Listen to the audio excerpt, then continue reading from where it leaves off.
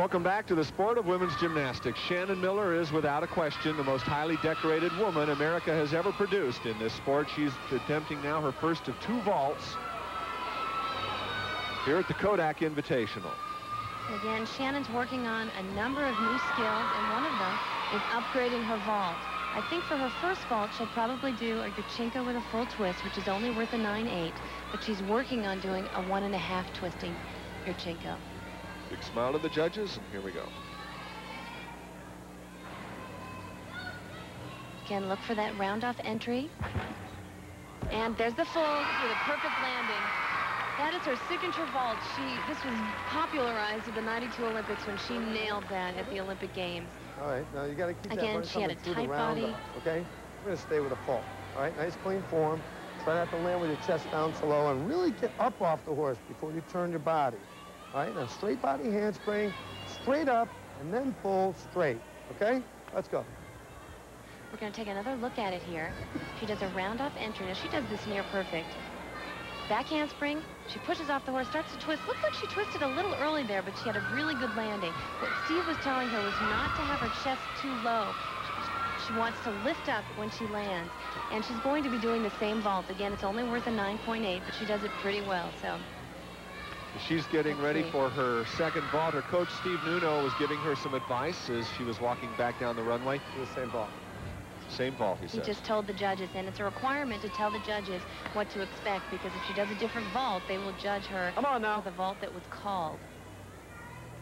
So her first vault scored a 9.4. And the same vault, push, pull. That was a nicer vault. She took a little hop on the landing, but a lot of distance, and she got a push off the horse before she started to twist. I needed that vault before we can do another 1.5, okay? All right, grips on, ready to go. Right? Take another look at it here. Again, she does a round-off before the board, a back handspring, pushes off the horse, and a nice full twist with a completely stretched body position and a nice landing. Yeah, I saw. Shannon is such a tough competitor. Yeah, it's okay. She does not like to bobble when her feet hit the ground. And she didn't there. Wonderful form, ending with the flourish. She waits alongside Coach Steve Nuno for her scores. And the reason why she's upgrading her vault, just so you know, is that the vault she was working on is going to be devalued in June.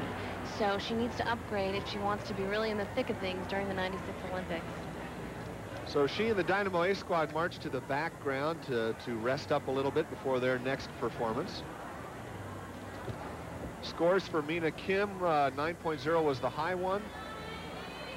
Shannon Miller got a 9.575 on her second vault. That's the mark she'll carry with her for the team.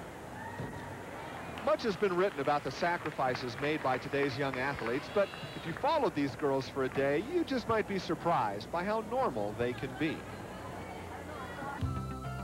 Well, John, it's true. They are quite normal. On the night before a competition, the Dynamo Gymnastics Club usually goes out for a team dinner. And let me tell you, you would be amazed at how much food those little bodies can consume. This is a time for the team to really loosen up and have fun. Then it comes time to vote on where to go next. Go bowling or go to the mall. But first, the hat is passed around so they can pay the dinner tab. And how much can the Dynamo spend on chow? $100 bucks? And so it's off to the mall. 9 o'clock, you're going to be right here. It means you have 45 minutes. Any strange-looking characters, avoid them. Break!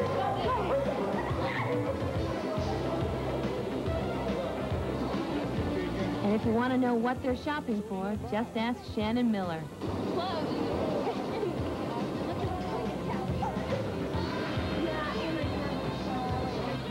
From perfume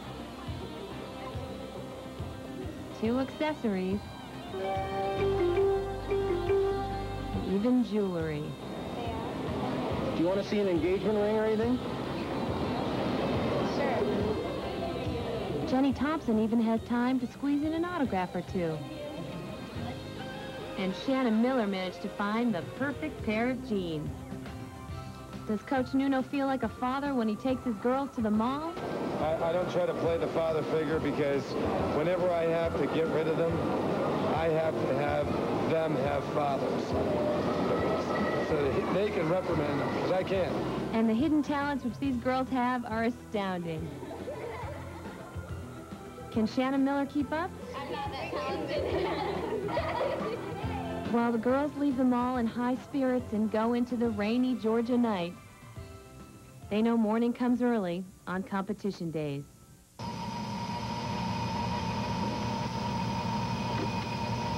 Hello. Hey, Steve, it's the alarm. It's the alarm, Steve.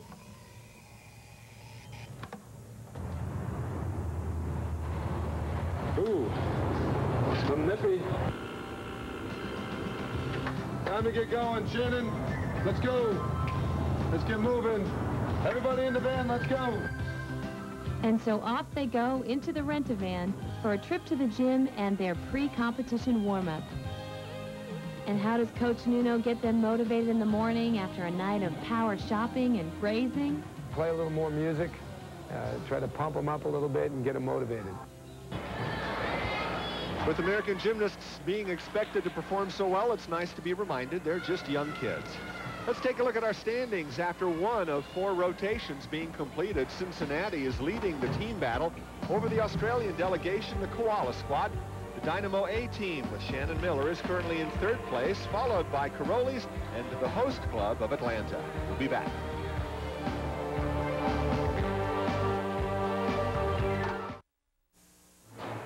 Welcome back to the Kodak Invitational. John Neighbor and Maura Driscoll. As we look at our standings after one rotation, the Cincinnati team is leading over the representatives from Australia. They're in 2nd place ahead of Shannon Miller's squad, the Dynamo A team, followed by Caroli's and the host club of Atlanta.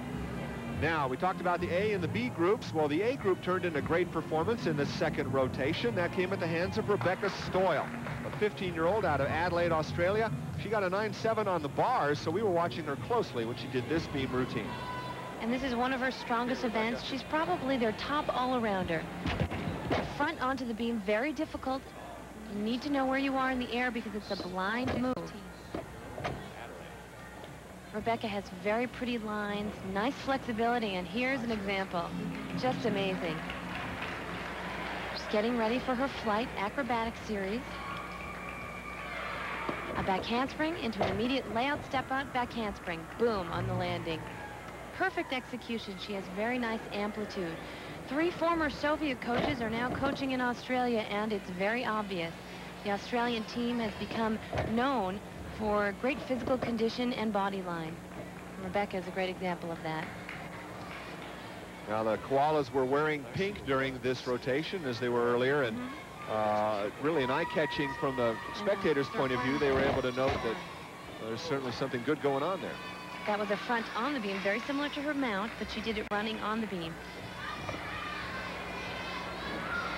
Again, the way to get bonus on this event is to combine D and E moves and special connections. She's setting up for her dismount. She's going to do a double back off of the balance beam, around up to immediate double back. A little low, but she pulls it up, stands it up, and a nice job for Rebecca. And so she earned a 9.55 on that routine. So Rebecca keeping the Koalas in the team battle and keeping herself in the all-around competition as well. Great scores on the first 2 of her 4 events. And so now we rejoin our action as we're over on the bars. And this is Marianna Webster, a 15-year-old born in Joplin, Missouri. Now hails from Oklahoma City with the Nuno squad. And she knows how to swing. This is her favorite event. And she's going to do 2 release moves, which is a requirement. Here comes one of them. It's called a Takachev, a reverse hack. And when I say release move, it means obviously letting go of the bar and then re-grasping. And there's another one, a straddle back to handstand. Marianna has a bright future. If last year's results were a great indicator, there's a pike in, layout out. It's an E move, 2 tenths of bonus, a very nice routine. And there's no deduction, in case you were wondering, for that crash pad. That's allowed according to these age group rules. On that mat, you know? All right, good job. That was a much better counter swing. We're going to see her release move again from a pirouette. Again, that's a combination that makes this more valuable. Nice and high, caught out away from the bar, which is exactly how you want to do it. She swings nicely, a little leg separation there. There's her second release move, a straddle back to handstand. She was a little short from the handstand, so it won't be worth as much. And now she's getting ready for her dismount. She's doing 2 flips backwards. She pikes on the first somersault and then lays her body out in a completely stretched position. And here it comes, a pike, and then she's out. A little hop on the landing, but it's hard to tell if the mat caused that or not. Steve Nuno in the background had both